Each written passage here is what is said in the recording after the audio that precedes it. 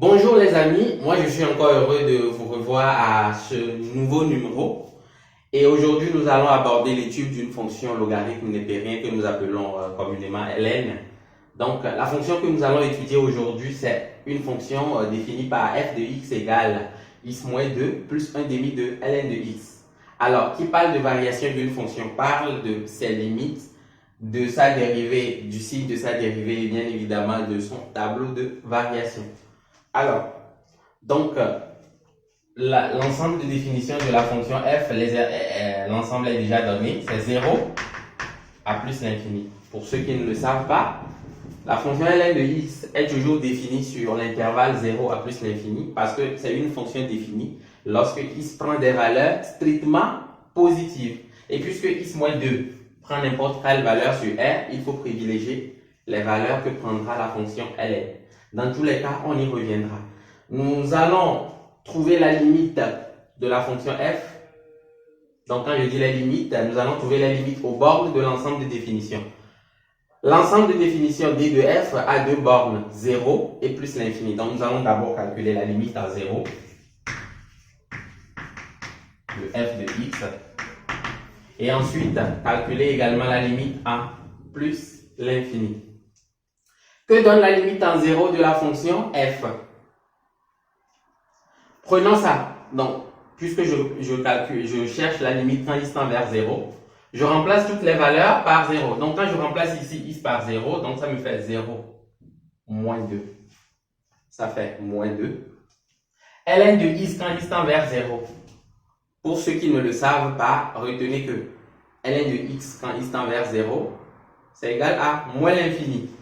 Donc, j'aurai quoi? J'ai ici moins 2, parce que 0 moins 2, ça fait moins 2. J'ai ici moins l'infini, donc 1 demi va multiplier moins l'infini.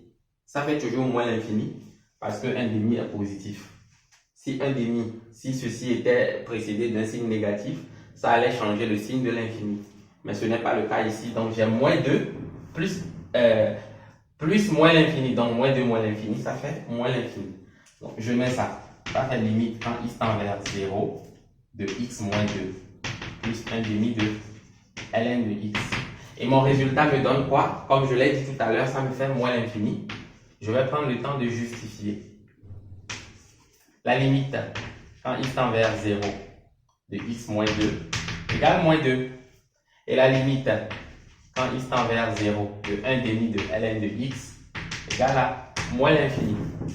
Donc, limite quand x tend vers 0 de ln de x, ça fait moins l'infini. Et le moins l'infini multiplie demi, ça fait moins l'infini. Donc, moins 2 ajouté à moins l'infini, ça fait bien moins l'infini. Je calcule la limite à plus l'infini parce que c'est la deuxième borne de notre ensemble de définitions. Ça fait quoi? Ça fait la limite à plus l'infini de x moins 2 plus 1 demi de ln de x. Je passe encore aux différentes vérifications pour voir s'il y a une forme indéterminée ou non. X moins 2 quand x tend vers plus l'infini, ça fait plus l'infini. ln de x quand x tend vers plus l'infini, ça fait plus l'infini. Le 1 demi va multiplier plus l'infini, ça fait plus l'infini. Donc, j'ai plus l'infini, ajouté à plus l'infini, ça fait toujours plus l'infini. Je prends le temps de justifier. La limite quand x tend vers plus l'infini de x moins 2 égale plus l'infini. Et la limite quand x tend vers plus l'infini de 1 demi de ln de x, ça fait plus l'infini. Donc, pour les deux limites, je n'ai pas trouvé de forme indéterminée. Les limites étaient très simples à calculer. Alors, j'ai trouvé les limites aux bornes de ma fonction. Donc, je dois maintenant passer au calcul de la dérivée. Donc, je mets dérivée de f.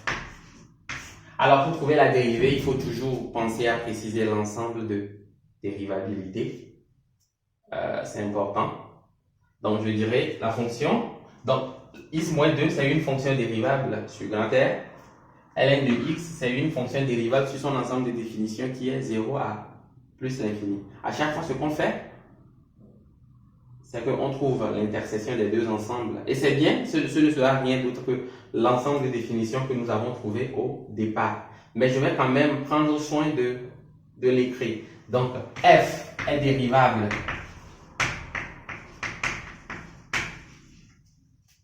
sur 0 à plus l'infini. C'est-à-dire l'ensemble de définitions de notre fonction. Comme quoi?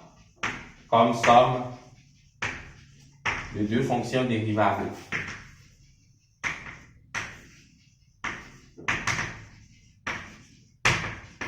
Pourquoi je parle de deux fonctions dérivables? Je considère f comme étant la somme de x plus 2 et de 1 demi de ln de x. Donc x plus 2, x moins 2 plutôt, c'est une fonction dérivable. Et 1 demi de ln de x aussi, c'est une fonction dérivable. Donc les deux, donc f est bien dérivable comme étant la somme de deux fonctions dérivables. Alors je peux maintenant calculer f' de x. Quelle est la dérivée de cette fonction? La dérivée de x c'est 1 et la dérivée de moins 2 c'est 0. On l'a vu dans le tout premier numéro. Donc la dérivée de x moins 2 c'est 1.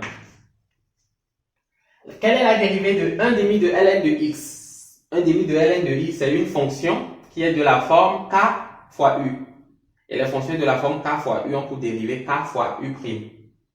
Je maintiens le k et puis je dérive la fonction. Donc, demi représente ici le k. Donc, je maintiens le demi. J'ai déjà dérivé x moins 2, c'est 1.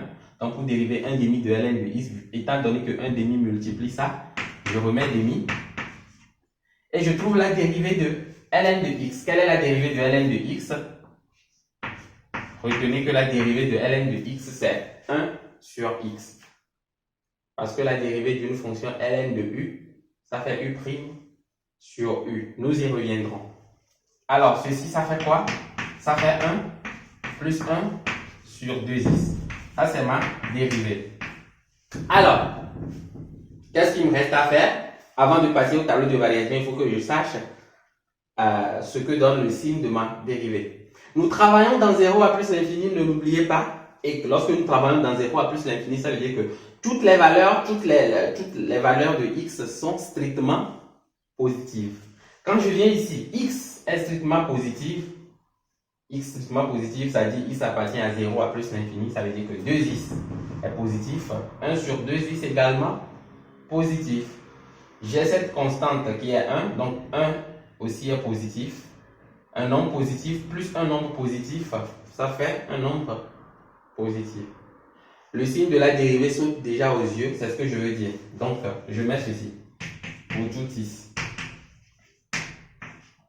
supérieur à 0. Je dis supérieur à 0 pour dire x appartenant à 0 à plus l'infini. Pour tout x supérieur à 0, 1 est positif et 1 sur 2x aussi est positif. Donc, 1 plus 1 sur 2x supérieur à 0.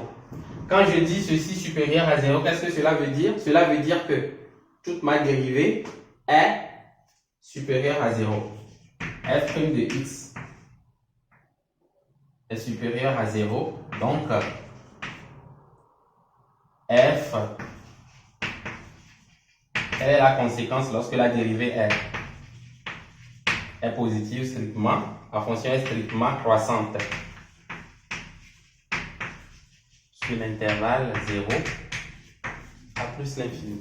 Donc, je peux prendre le soin de souligner ceci.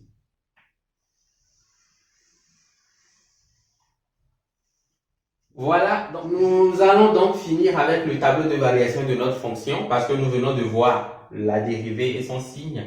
Donc, je mets tableau de variation. Alors, qu'est-ce qu'on a dit tout à l'heure? On a dit que f' de x était strictement positif sur 0 à plus l'infini. Et donc, la dérivée est strictement croissante. Alors, pour faire le tableau de variation, je remets mon ensemble de départ qui est 0 à plus l'infini. Juste après x, dans le cadre de gauche, je mets f' de x. Et ensuite, je mets f de x. Donc là, qu'est-ce qu'on avait? F était strictement positif. Donc positif, ça veut dire c'est plus. Et quand c'est plus, qu'est-ce qu'on obtient dans le tableau? On obtient une flèche ascendante. Qu'est-ce qu'il me reste à faire?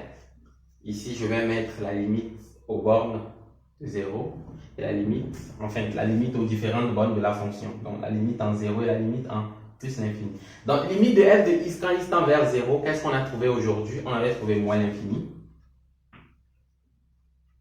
Et la limite à plus l'infini, on avait bien trouvé plus l'infini. Et on vient de terminer l'étude des variations de la fonction. Donc on a étudié les limites, on a calculé la dérivée, on a cherché le signe de la dérivée. Et à partir du signe de la dérivée, on a trouvé le tableau de variation. C'est si simple.